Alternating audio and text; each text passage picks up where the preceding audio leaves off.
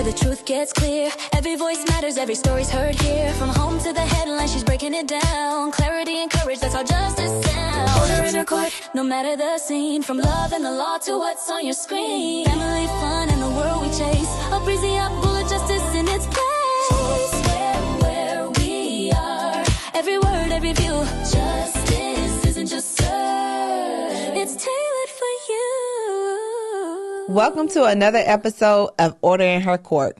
I'm your host, Obreziah Bullard, and this is where family law meets compassion, clarity, and straight talk. In today's episode, we have a motion for advice. This is where we get a letter, a hypothetical, something from you all where you want some clarity or some insight from myself. Now, I will remind you, it's not legal advice. It's just going to shed some light on my opinion about your hypothetical, right? So let's get into our letter for the week. Dear Attorney Bullard, my husband apologized, said that he would change, promised that it will not happen again. But this is not the first apology. It's just the quietest one. I want to forgive because I'm tired of being angry, but I'm scared that forgiveness will cost me my dignity. It will cost me my boundaries, and most importantly, my safety. I don't want to be bitter, but I refuse to be blind.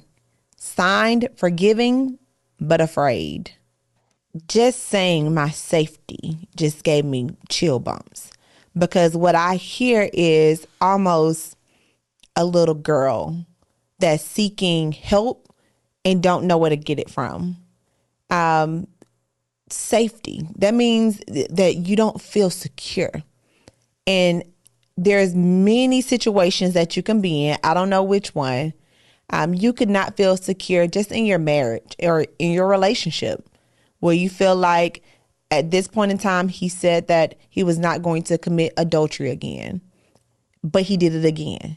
And now it's another apology.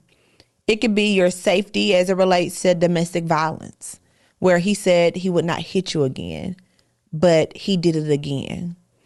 You cannot take the forgiveness over your protection. That's going to be the very, very first and most important thing.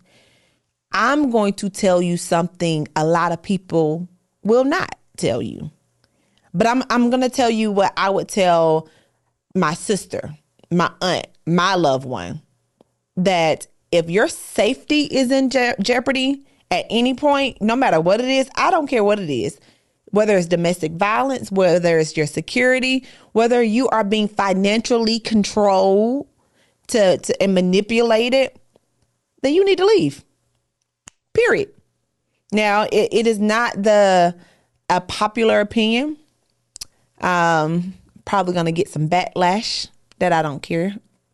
But it's the truth that at the end of the day, I prioritize your safety and your sanity over everything. And if you're in a situation where you said it isn't the first apology, well, what's different between now and the first time? Are you going to let it be a second time, a third time, a fourth time? What I'm hearing more than anything is that you need a sense of security and a sense of self-esteem. So if you have not heard this before, you are important, your feelings are valid, and you need to protect them. And I want you to digest that. I don't know who you are, but I know that you are important. And in this situation, you need to leave. Point blank, period. You need to leave. If you have children, you need to plan. Maybe you can reach out to some family, some friends. They even have various centers, organizations that can help you. One thing is for sure. Two is for certain. You are not alone. There are resources that are available to you. Now, what I don't want to happen is for you to get in your own mind to say, well, it's my fault, or maybe I did something, or I'm not worthy, because those are things that you are telling yourself that are just not true at all. You need to be able to be somewhere safe and secure, and you need to have your children somewhere safe and secure. Most people don't know, but history tends to repeat itself. And one of my favorite sayings is, a zebra does not change its stripes.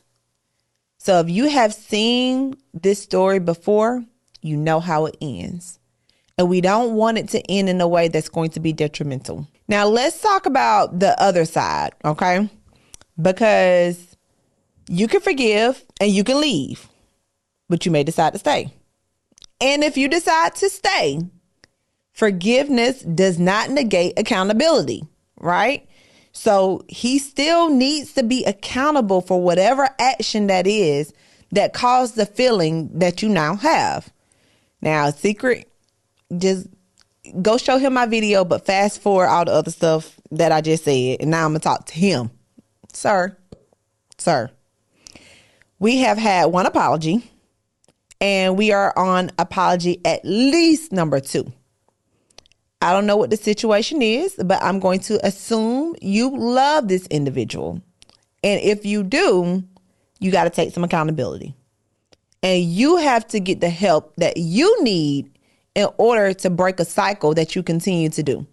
Whether that is control, whether that is manipulation, lies, I don't know what it is. But what I do know is you're about to lose a woman that you love.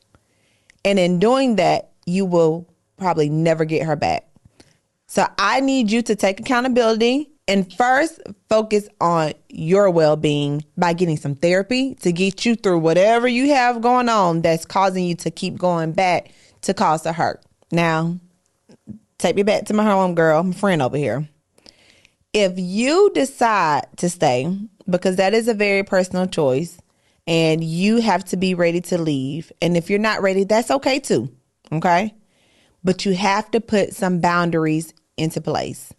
You have to set those boundaries and set a hard boundary that you're not moving it, no matter what. Because what you don't want is apology 2, 3, and 4 to become the new norm. So if you set that boundary and you stick to it, and that boundary is broken or crossed, at that point, now you know it's time to leave. Reconciliation is a choice. It's not a requirement. Now, the forgiveness, that's internal, but your protection, that's mandated.